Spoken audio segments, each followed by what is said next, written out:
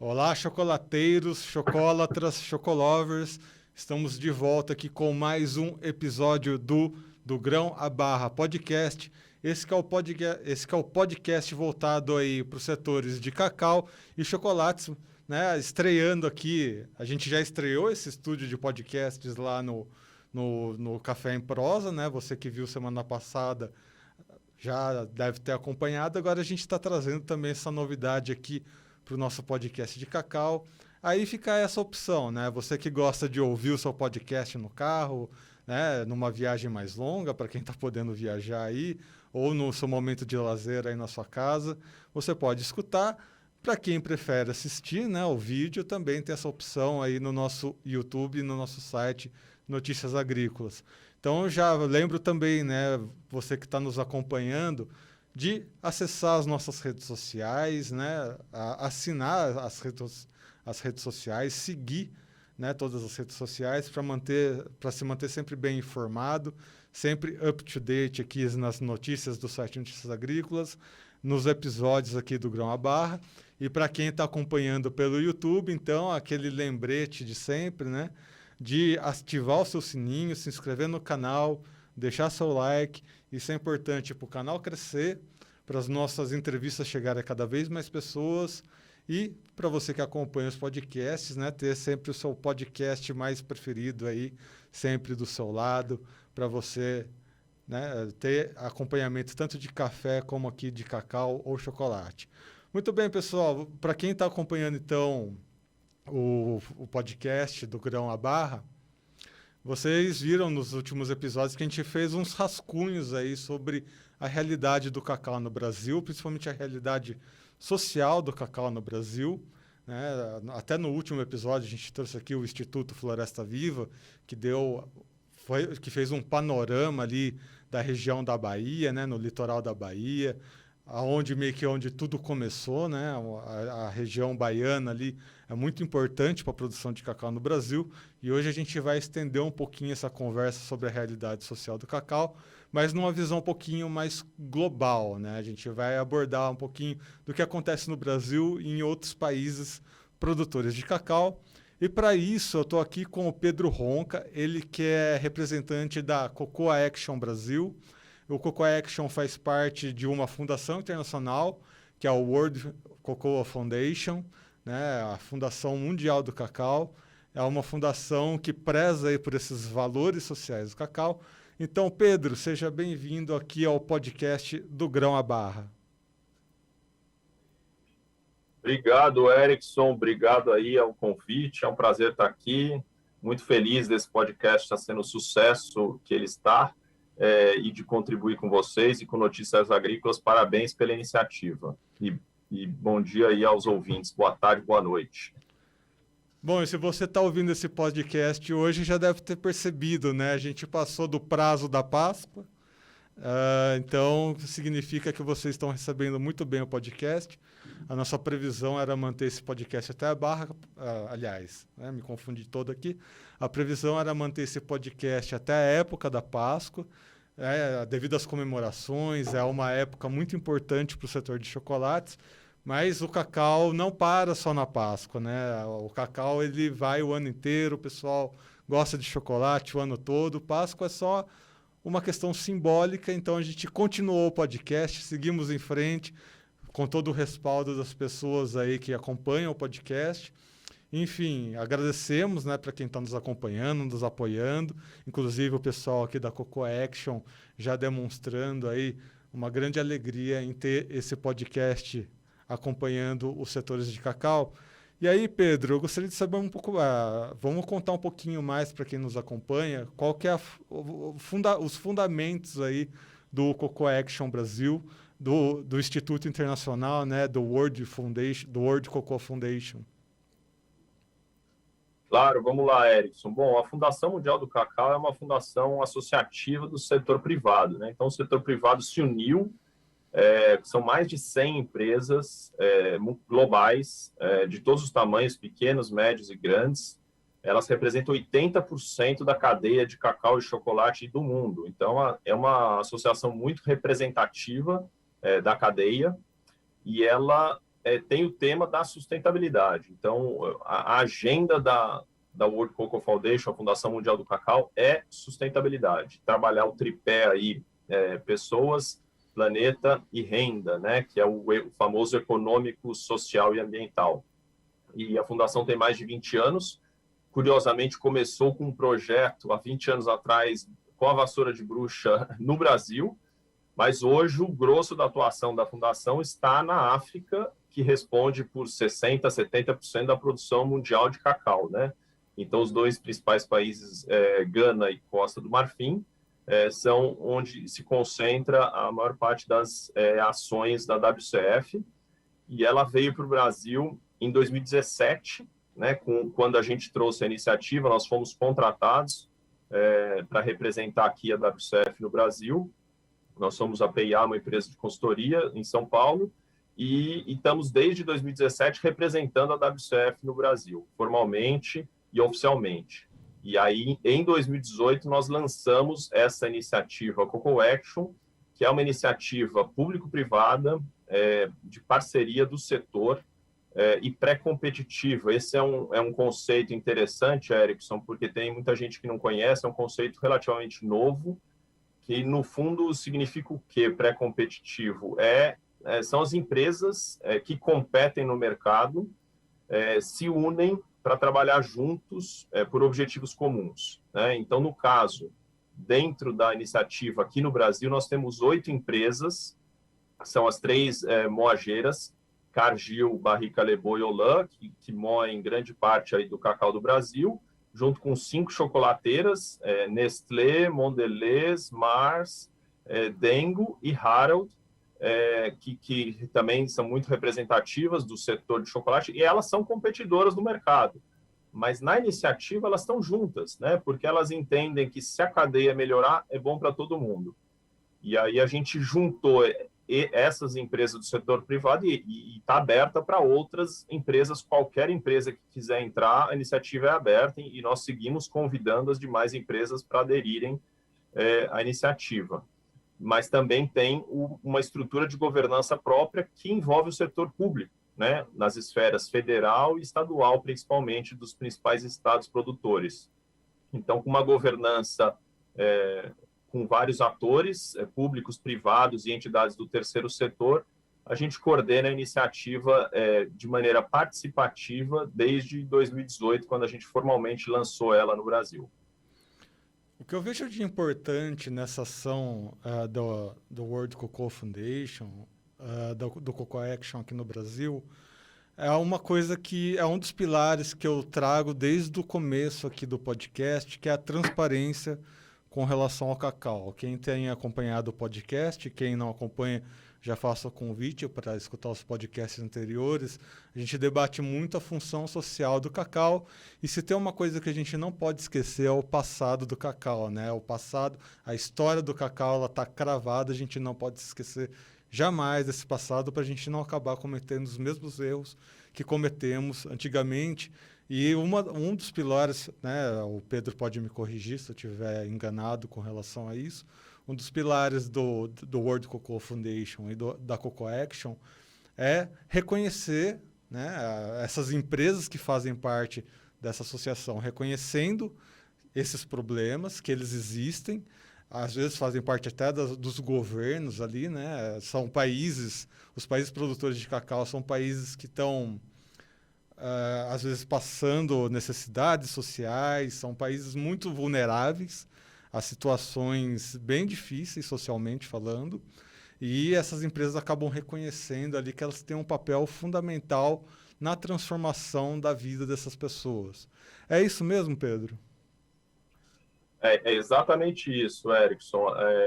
Existe um entendimento de que são problemas complexos, né, que realmente impactam aí uma questão de renda do produtor, principalmente, né, e renda totalmente ligada à qualidade de vida. As questões ambientais também preocupam, né, conseguirmos produzir cacau respeitando o meio ambiente, e as questões sociais de garantindo também que o produtor e o trabalhador tenham boas condições de vida e de trabalho, né, respeitando as leis. Então, É exatamente isso, esse pilar da sustentabilidade é base de tudo, né? E também, Erickson, eu complementaria dizendo que, assim, as empresas do setor e também os governos entenderam que esses desafios, por exemplo, como que você leva renda para o produtor lá, como vocês viram no episódio do Floresta Viva, né?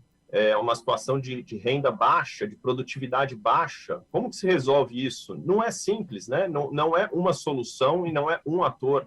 Não dá para falar, o governo é o culpado, a indústria é o culpado. É uma cadeia. E a cadeia, por definição, ela tem inter-relação entre todos os setores.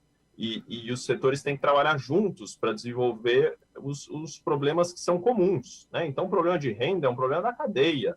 Problema de desmatamento, que tem lá na África, por exemplo, ou um problema de trabalho infantil, que é super delicado, muito comum também na África, ou de condições degradantes de trabalho, são problemas extremamente graves e sérios, né, que a gente tem que atacar com muita transparência. Sim, você tem total razão, assumindo que existe um problema. Esse é o primeiro passo que a WCF até aprendeu ao longo dessa jornada, né? Então, temos que reconhecer que o problema existe, não generalizar, porque ele não está em todo lugar, e podemos até dizer que a situação do Brasil, nesses temas em geral, é melhor do que na África, né? Então, temos que aproveitar uma oportunidade aí de mercado que existe para a gente, de produzir um cacau sustentável, com sistemas agroflorestais, que é a base da produção brasileira, na Cabruca, né, na Bahia, que é um sistema agroflorestal, ou mesmo os próprios sistemas agroflorestais da Amazônia, no Pará, em Rondônia, que são modelos conservacionistas, né, que conseguem atrelar produção e renda. E o cacau, Erickson, ele tem um fator que é chave, é uma cultura que, quando se tem produtividade, ele gera renda para o produtor, e uma renda bastante satisfatória. Se você tiver produtividade acima de 1.000 quilos por hectare, você atinge 3, 4, 5 mil reais de lucro por hectare. Isso é mais do que várias culturas aí de sucesso no Brasil, soja, cana, pecuária bem tocada, a renda por hectare é menor do que isso, né? Então, é uma cultura que, se tiver produtividade, remunera bem. E aí está um dos principais desafios do Brasil. A produtividade nossa no cacau é muito baixa, né? Nós somos campeões de produtividade em várias culturas, que nós somos referências globais, inclusive soja, milho, algodão, café, cana, laranja. Todas essas culturas nós somos referências globais, né? Porque a produtividade é alta.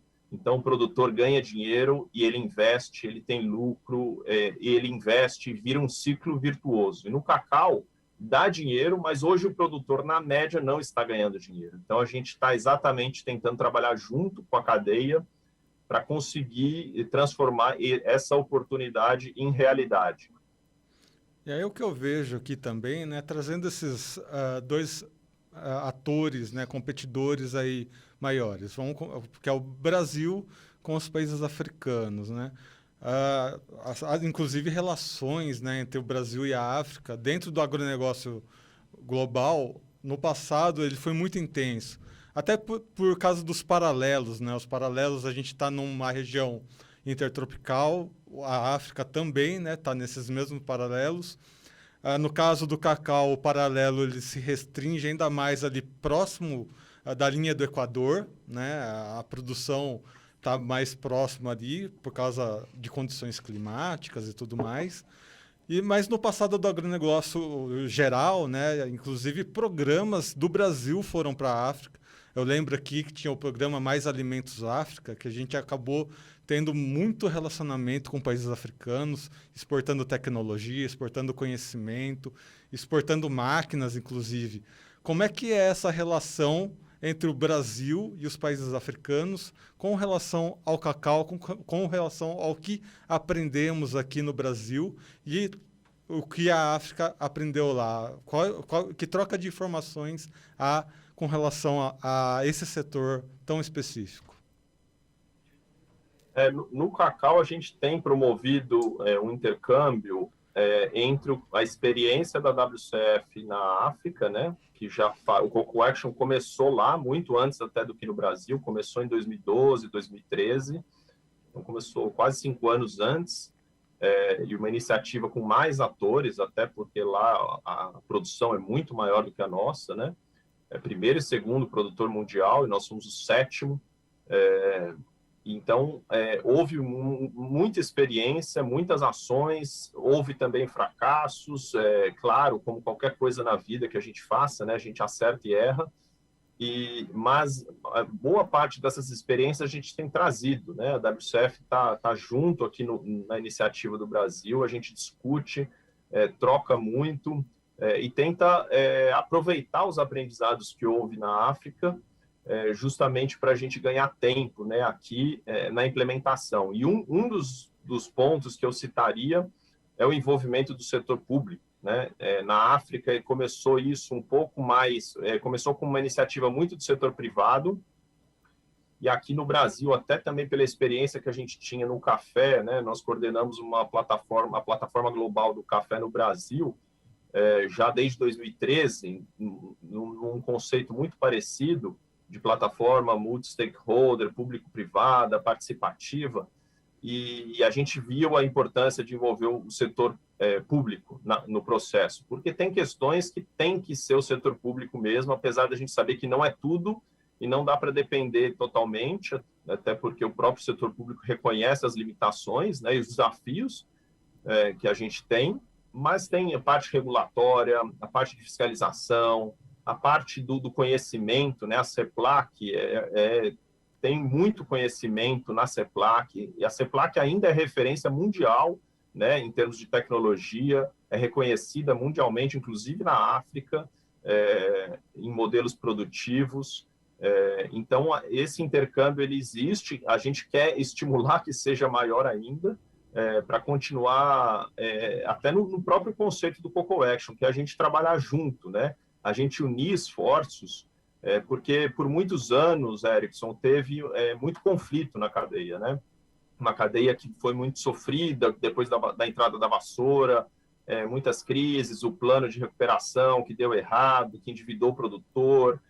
Então, foi uma sequência vamos dizer, de desastres mesmo, que destruiu a estrutura, o tecido ali da cadeia, e realmente criou muito conflito, mas felizmente nós estamos saindo já desse processo. Hoje a cadeia está mais unida, estamos resgatando a confiança, e parte do nosso trabalho também é isso, a gente aproximar os atores e mostrar que o governo não é nem o governo, nenhuma esfera, né, contra, muito pelo contrário, o governo tem apoiado em todas as suas esferas municipais, estaduais e federais a cultura do cacau, porque vê que é oportunidade mesmo de geração de renda, né, e de emprego para o produtor. E a indústria também se aproximando mais e criando confiança com os diversos atores da cadeia. Então, esse está um movimento muito bom. Hoje o diálogo é respeitoso, as brigas diminuíram, e a gente viu que, também da experiência do café, cadeia que fica brigando muito não avança, né? E a gente precisa de união, precisa de respeito com os outros atores, e quando a gente conseguiu, junto com a cadeia, diminuir o número de conflitos, quando a gente começou mesmo em 2017, ainda existia bastante conflito, Câmara Setorial, às vezes tinha briga, né? Mas hoje é um profundo respeito que a gente tem pregado e que os atores têm contribuído. Isso favorece muito, porque a gente começa a construir pontos, começa a construir sinergias, parcerias fortes, e somente com parceria que a gente vai colocar o cacau no lugar dele, que é um lugar de sucesso, é um lugar de relevância, é um lugar de liderança no mundo que o cacau brasileiro merece e estará. Trazendo essas comparações, né, entre cacau e café, o que a gente vê, né, no caso do café que deu muito certo, é essa competitividade cooperativa ao mesmo tempo. A gente vê que o café hoje em dia, todos os grandes produtores, os países, apesar de serem competidores, como o Pedro comentou, né, eles conversam entre si. É aquela competitividade saudável, né? Isso que fez crescer, bastante o setor de café. Quem acompanha o nosso podcast do Grão, aliás, o podcast Café em Prosa já deve ter percebido isso. O quanto foi importante, por exemplo, uma empresa única que tinha ali a patente de cápsulas, de repente, essas cápsulas perderam sua patente e agora o café especial se deve muito às cápsulas, né? Que antes eram tão criticadas aí, mas que acabaram se popularizando. Eu não sei se eu estou fazendo as devidas comparações, mas acho que é um case que vale a pena perceber, porque o cacau está passando por um processo parecido, né? A gente acabou trazendo esse termo bean to bar ou tree to bar, e de repente isso vai acabar se popularizando e pode ser um outro case aí de sucesso para que esses entendimentos internacionais acabem elevando a conversa a um novo patamar. Você acredita nisso? Você acredita que termos ou tecnologias diferentes são necessários para trazer essas discussões e trazer esses novos patamares de entendimento dentro do cacau? Totalmente, Erickson. E o paralelo que você faz com o café, eu gosto muito. Primeiro que eu sou produtor de café, né? E sou apaixonado por café desde que eu estava na faculdade de agronomia, que eu me formei na Exalc, quando eu me encantei com a cultura, estudando. E depois, quando eu fui trabalhar com cacau, eu também costumo brincar que o bichinho do cacau também me mordeu, né? Então, são duas culturas realmente apaixonantes. E elas realmente têm uma ligação muito forte com o consumidor, né? Porque são produtos que nos trazem muito prazer, né? Você vai tomar uma xícara de café, você vai comer um bom chocolate, é aquele momento realmente de prazer, né? Então isso traz uma relação muito forte com o consumidor e com a produção. E essa virada que o café fez da qualidade, porque coisa de 20 anos atrás o Brasil era reconhecido mundialmente como café de péssima qualidade. Era o café tipo Santos e acabou. Era tudo, o Brasil inteiro, o mesmo café, o mesmo padrão. E todo o café misturado, sem haver uma segregação, sem haver as boas práticas, né? E aí um processo de transformação da cadeia, com a ajuda dos concursos de qualidade, foram identificando que havia muito potencial de qualidade e havia e tanto que antes era Café do Brasil, não sei se você sabe dessa história, e depois virou Cafés do Brasil, né? Inclusive foi colocado um S no Cafés do Brasil, porque o Brasil é gigantesco e tem cafés do Espírito Santo, de Rondônia, de Minas Gerais, do sul de Minas, do oeste de Minas, do leste de Minas, do Paraná, de São Paulo, da Mogiana. Então, uma diversidade de sabores, tem Conilon, tem Arábica, tem, né, o Conilon, que é o Robusta. E o cacau é a mesma coisa. O cacau, a gente tem um tesouro escondido, né? Isso já está claro. O concurso nacional de cacau de qualidade, que é promovido pelo SIC, o Centro de Inovação do Cacau, junto com a CEPLAC e várias outras organizações, está na sua terceira edição, mas já identificou qualidades fantásticas do cacau, né, que estão virando esses produtos aí do Bean to Bar, essas barras de cacau de origem, algumas muito boas, né, e com qualidade, assim, mostrando que tem potencial e é aquele garimpo. Hoje, quando a qualidade está perdida e misturada, a gente precisa fazer esse trabalho de conscientizar o produtor, né, a aderir às boas práticas, porque se ele fizer os cuidados, a qualidade vem. Mas também estimular o mercado para que compre e pague mais por um cacau de qualidade, como está acontecendo, na verdade, já existe esse movimento, né? Mas entender também que não é só qualidade, porque o café é a famosa pirâmide da qualidade, né? Você tem um pequeno percentual do café, até crescente, que é de alta qualidade, mas o volume grosso não é de alta qualidade. Só que quando você começa a melhorar a ponta, você sobe a barra inteira, então toda a qualidade sobe. Então, o café commodity hoje do Brasil é muito melhor do que era há 20 anos atrás.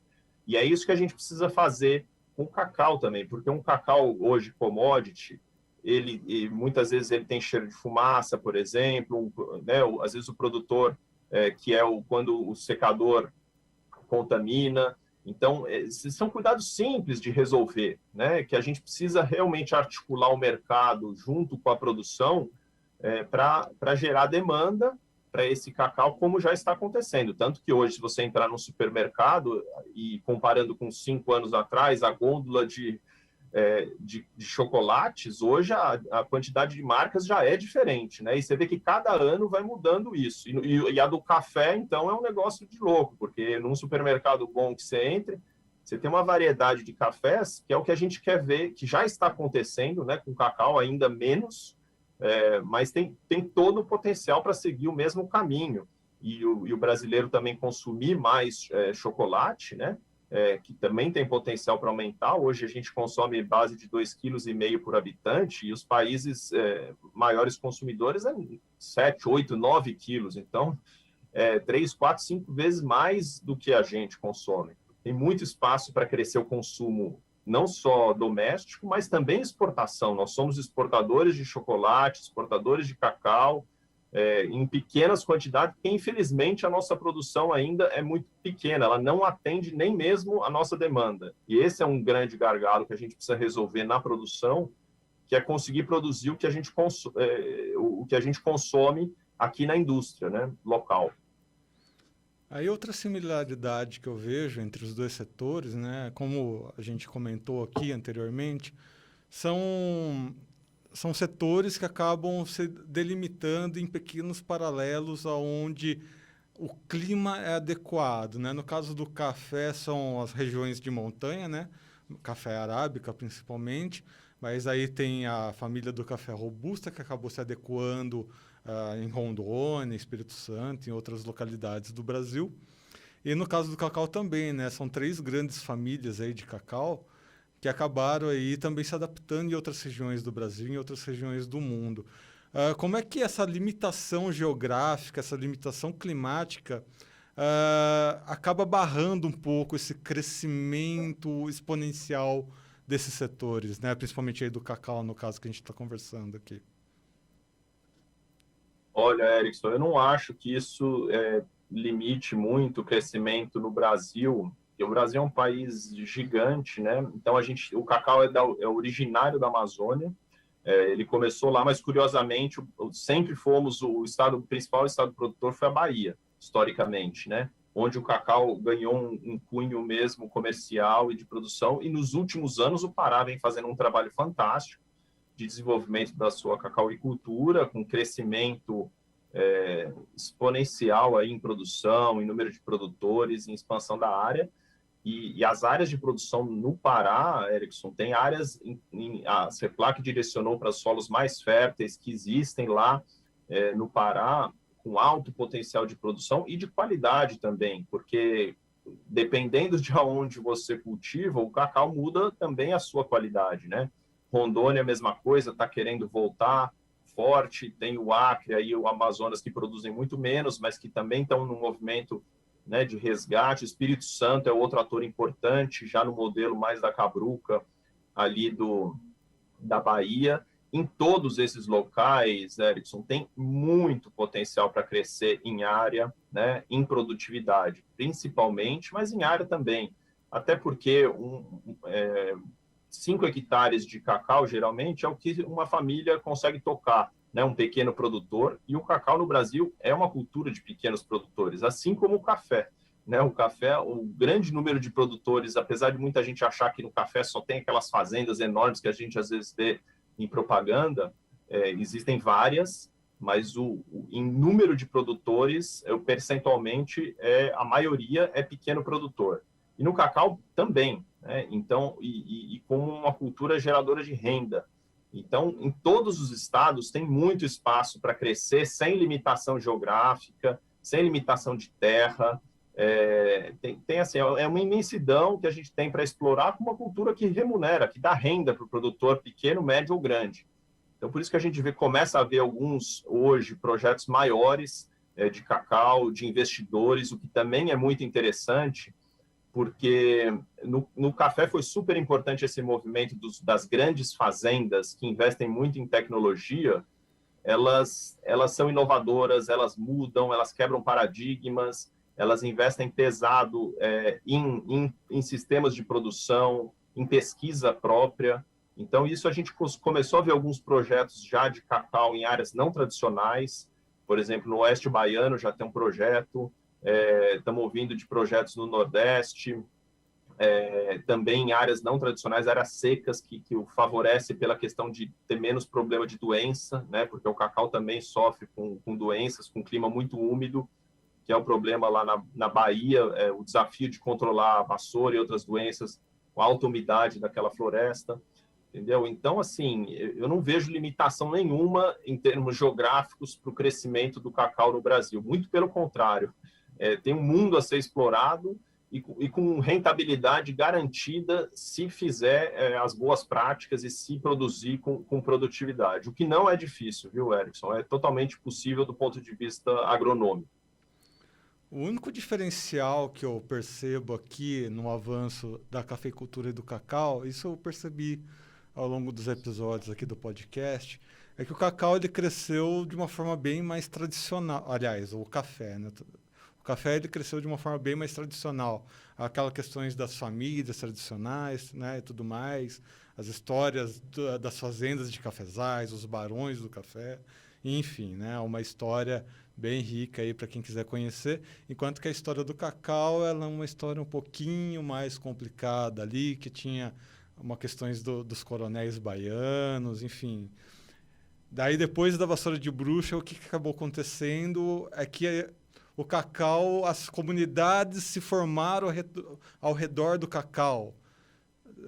Não sei se ficou bem clara a comparação que eu estou querendo fazer, mas, por exemplo, eu vejo muitos quilombolas adotando cacau, eu vejo muitos assentamentos adotando cacau, sabe, comunidades não tradicionais. O que você pode dizer com relação a essas formações comunitárias que o cacau acabou proporcionando?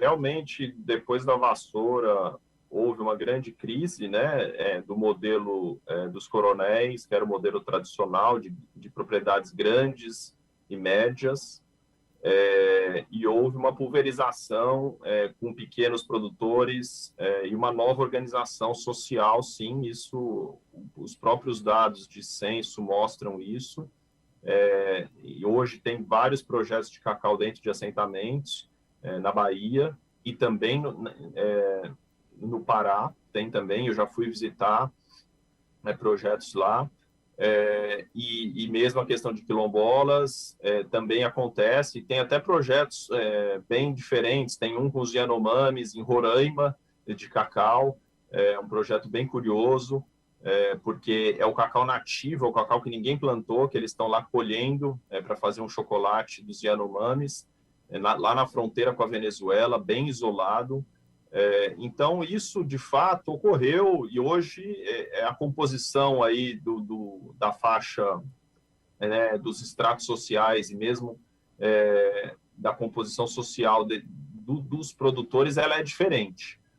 Mas eu acho que isso, Erickson, assim, a gente tem que tratar isso buscando contribuir para que o produtor tenha renda, independente se ele é pequeno, médio ou grande, né?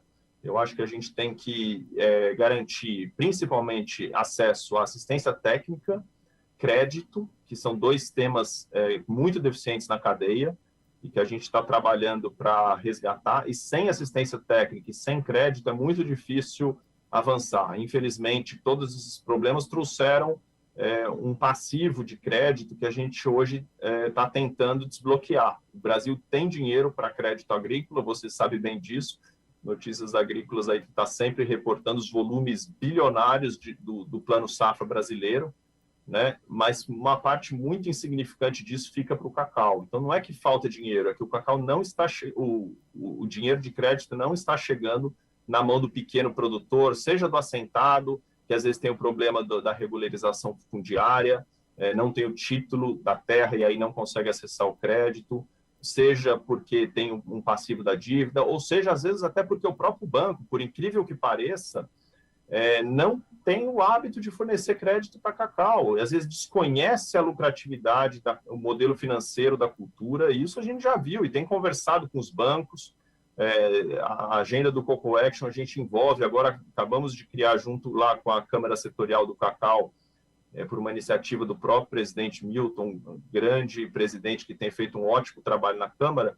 Ele propôs a criação de um grupo para debater o crédito no cacau. E nós estamos aí liderando esse grupo agora, exatamente junto com os bancos, para conseguir destravar esse crédito. Porque se você dá crédito, dá assistência técnica, uma cultura que remunera, é um negócio ótimo, porque você produz, tem condição de pagamento, paga o seu financiamento, tem condição de investimento, e aí você cria o círculo virtuoso que hoje já existe no café. Hoje o café ninguém segura, o café não para de crescer, né? No Brasil, a gente todo ano bate recorde de produção, de produtividade, de exportação e de aumento de qualidade. E a gente quer que o cacau siga esse mesmo caminho. E aí, pessoal, a gente acaba entrando em algumas questões que às vezes causam arrepios, né? Quando a gente fala alguns termos aqui dentro do podcast do Cacau, por exemplo, assentamento, né? Mas vamos desmistificar essas coisas. Outra questão é a reforma agrária, né? Que o Pedro acabou debatendo aqui. Reforma agrária, vamos tirar aquele preconceito de que reforma agrária é aquele pensamento com algum viés político. A reforma agrária ela é essencial para casos como esses que a gente acaba reportando aqui, né?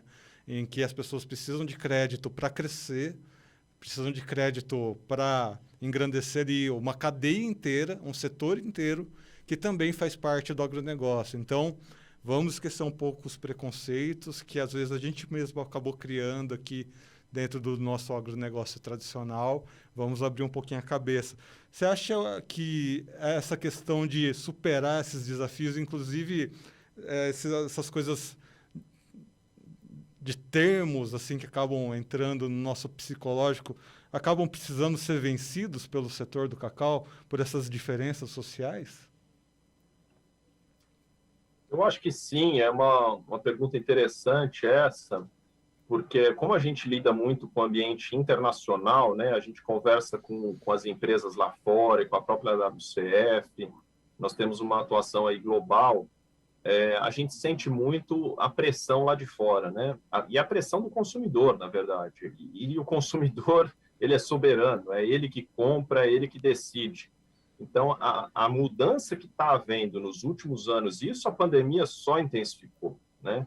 É a mudança de valorizar muito mais a sustentabilidade da produção, como o produto é produzido. O consumidor lá na Europa, eu costumo ir muito à Europa, fazer reunião e eventos, e toda vez que eu vou eu fico impressionado, porque é um nível de maturidade do consumidor. O consumidor vai comprar um produto, ele quer saber onde foi produzido, né?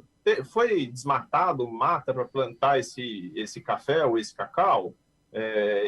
O trabalhador que produziu tinha boas condições de vida? Ele está preocupado com isso, né? E às vezes no Brasil a gente não está, porque nós somos um país ainda com um nível de maturidade nessa discussão menor, mas nós somos um grande exportador agrícola, né? Felizmente, o agro salva o Brasil aí há anos já, né? Com muito orgulho, e eu como produtor também posso me sentir parte disso, também como trabalhador aí da cadeia, né? Das cadeias. Então, essa mudança, ela veio para ficar e ela só vai aumentar, né? Você vê os movimentos hoje de ESG, né, que é o novo termo aí que tem sido usado para definir sustentabilidade nas corporações, está uma verdadeira revolução. Então, as empresas adotando práticas sustentáveis e tem que mostrar que as suas operações são sustentáveis.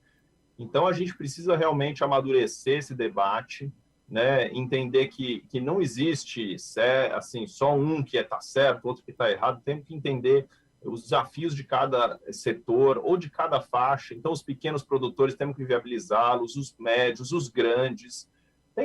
Tem espaço para todo mundo, né? E mesmo dentro aí das questões de assentamentos, tem bons exemplos de projetos, né? Apesar de também não ter bons exemplos, como tudo na vida, né? Mas a gente precisa realmente tratar da produção com a diversidade que ela existe e realmente estimulando e criando condições para qualquer produtor, seja ele pequeno, médio, grande, assentado ou não, ou familiar ou não familiar, industrial, ele tem a condição de produzir, né? E a gente consiga mostrar que esse cacau é sustentável. Isso é um desafio também grande hoje, porque o mundo lá fora está nos cobrando. E se a gente produzir esse cacau sustentável e garantindo que ele é sustentável, tem um mercado muito, muito interessado nesse produto, porque a África tem um desafio muito grande para garantir que o cacau dela é sustentável, como a gente discutiu aqui, né, antes. E no Brasil, até pelo modelo produtivo adotado de sistemas agroflorestais e também de uma propriedade pequena, mas não tão pequena, né, porque na África, às vezes, a gente fala meio hectare, 0,2 hectares de cacau. É muito difícil você ter viabilidade econômica nesses tamanhos de propriedade. Agora, no Brasil, um pequeno produtor tem 5, 8, 3, 4 hectares, que aí já torna mais competitivo, né? E aí você consegue ter uma produção, uma renda familiar satisfatória para ter qualidade de vida, né? E sem falar que o sistema agroflorestal ele produz várias culturas, né? O que é interessante. Então, às vezes você tem o cacau, você tem a mandioca, você tem a banana, você pode ter o açaí, você pode ter seringueira, tem inúmeros arranjos de SAF em duas regiões de alto interesse, né, Erickson, que é a Bahia, aquele maciço de cacau ali da região onde foi feito o estudo do Floresta Viva, que são 27 municípios, né, do litoral sul da Bahia, é um dos principais hotspots de conservação de biodiversidade do Brasil, é Mata Atlântica, e quando você entra numa cabruca ali, é um negócio que me arrepia, assim, como é bonito, cheio de bromélia, aquela biodiversidade. Eu tenho produtores que me mostraram vídeos de mico-leão da cara dourada, que é aquele, né, o famoso mico-leão que está quase extinto. Desde que eu sou criança, eu lembro de falar do mico-leão ia ser extinto, e o produtor me mostrando um vídeo do mico-leão andando no meio do cacau dele, na Bahia. Então, olha que riqueza que a gente tem. E a mesma coisa na Amazônia, que agora está no holofote, né, do mundo, a conservação da Amazônia, o mundo nos cobrando uma posição para conservar a Amazônia, né? E o cacau é uma solução para a gente conseguir até mesmo reflorestar a Amazônia, Erickson. Nós estamos num processo hoje estimulando o reflorestamento de áreas degradadas, de pastagens, por exemplo, de baixa produção, com sistemas agroflorestais de cacau. Isso é uma das coisas até que a gente conseguiu, junto com o Coco Action e articulando os atores, um dos resultados muito interessantes, por exemplo, o Estado do Pará publicou uma instrução normativa que um produtor hoje ele pode recuperar a sua reserva legal, que é sempre difícil, né? Se você não tem reserva legal, para quem não sabe, é aquele percentual da sua propriedade que você tem que manter como reserva, você tem que manter para proteção e conservação do meio ambiente, e às vezes se o produtor tem menos do que a lei exige, ele tem que recompor. E hoje o produtor do Pará ele pode recompor com sistemas agroflorestais de cacau. E o de Rondônia também a gente conseguiu agora, em parceria lá com o governo do estado de Rondônia, já está publicada a mesma normativa. Então são estímulos para a gente recuperar a Amazônia, né, e modelos que garantem renda e preservação da floresta, porque esse é o interessante, né, e toda a biodiversidade e riqueza que a gente tem nesses dois ecossistemas, tanto a Mata Atlântica na Bahia e no Espírito Santo, quanto a Amazônia, pegando ali os estados do Pará, Amazonas e Rondônia principalmente. Bom, se alguém nos ouve aqui e ainda tem dúvidas do que significa a palavra bioeconomia, tivemos uma pequena aula demonstrativa aqui do Pedro falando exatamente sobre isso. Bioeconomia é exatamente esse ponto levantado aqui pelo Pedro. Bom, Pedro, acho que como última pergunta que eu tenho, já que aproveitando que a gente está trazendo essas questões um pouco polêmicas, né? A gente não pode esquecer aí essa questão da vassoura de bruxa, porque eu pesquisando aí a Deep Web do cacau, eu encontrei algumas teorias, né? Teorias de conspiração, falando que a vassoura de bruxa teria sido um trabalho de bioterrorismo e tudo mais. A gente está num momento muito complicado da informação, né? De fake news, tudo mais, de boatarias. Não sei se vale a pena entrar tanto nesse quesito, mas, enfim, vamos tentar encontrar aí uma resposta, né? O que foi a vassoura de bruxa aqui para o Brasil? É curioso, Erickson, quando eu fui trabalhar com cacau, esse tema também me intrigava muito. E eu comecei a conversar com muita gente, e também parte do nosso trabalho é conversar com a cadeia, é articular, é fazer parceria, é aproximar os elos, né, construir confiança. A gente trabalha muito nesse sentido dentro da iniciativa do Coco Action. E esse ponto também sempre me intrigou. Eu ouvi um lado, ouvi outro lado, li as pesquisas, li as reportagens. E também esse ponto traz muita emoção, né? Os produtores que sofreram ali a entrada da vassoura, que muitos, houve casos de suicídio. Então, assim, histórias muito tristes. Mas eu cheguei à seguinte conclusão, Erickson, e eu costumo falar isso para os produtores e para os líderes locais. Nós precisamos virar as páginas, sabe? As histórias, essa história é muito triste, ela trouxe prejuízos incalculáveis ela desestruturou toda a cadeia produtiva brasileira, né? Teve um impacto muito grande, muito negativo, mas faz 30 anos já, mais de 30 anos. Então, assim, a gente precisa virar a página porque tem muita oportunidade. Eu acho que a gente ficar procurando o culpado hoje e apontando o dedo, na verdade, apontar o dedo é uma das coisas que a gente mais discute, assim, que não ajuda nada, né?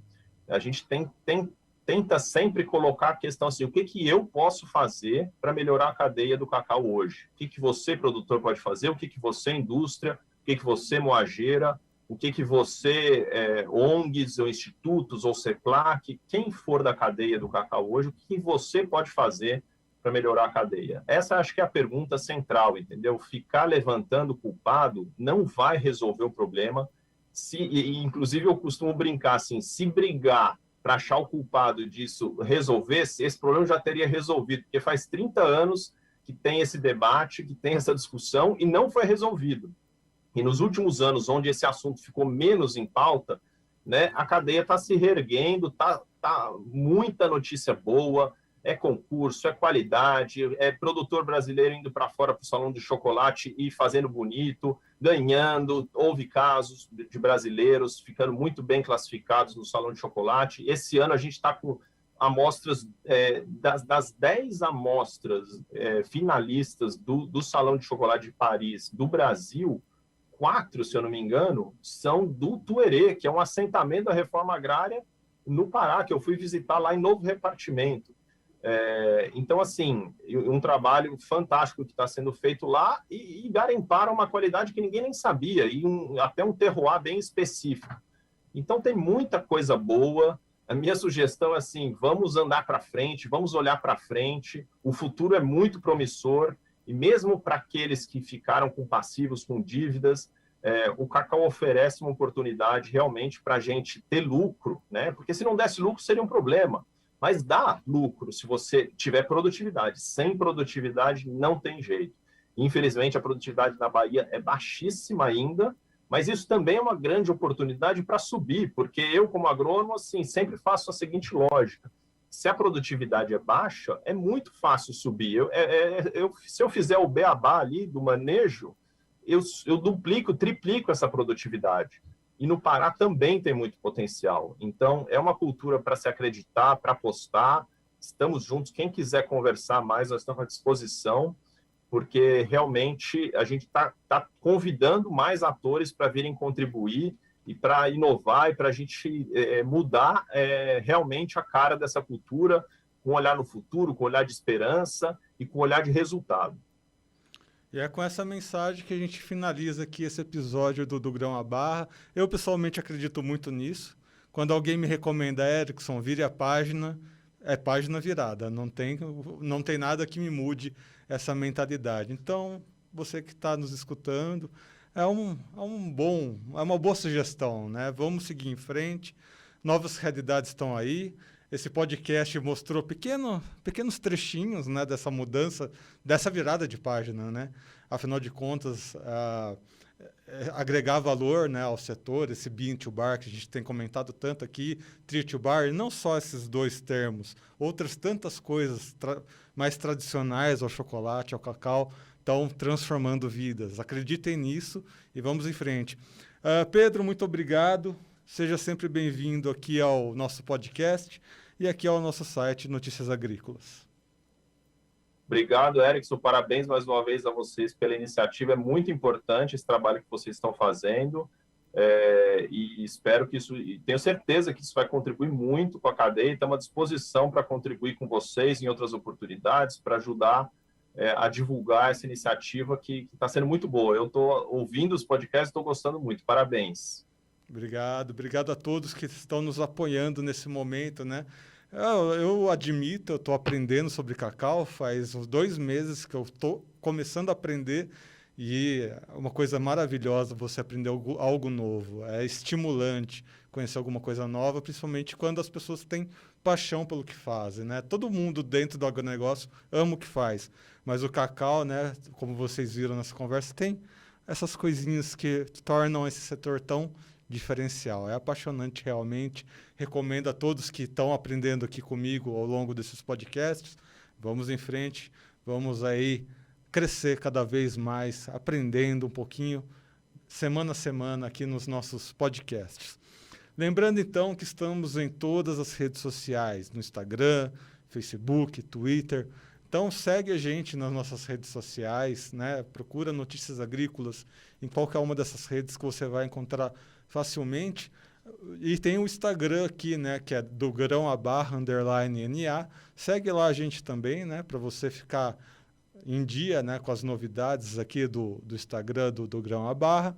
Lembrando, você que está escutando ou assistindo pelo YouTube, de ativar seu sininho, se inscrever no canal, deixar o like para que cada vez mais pessoas recebam esses conteúdos. É isso, pessoal. Eu sou Erickson Cunha, vou ficando por aqui. Até semana que vem. Um abraço.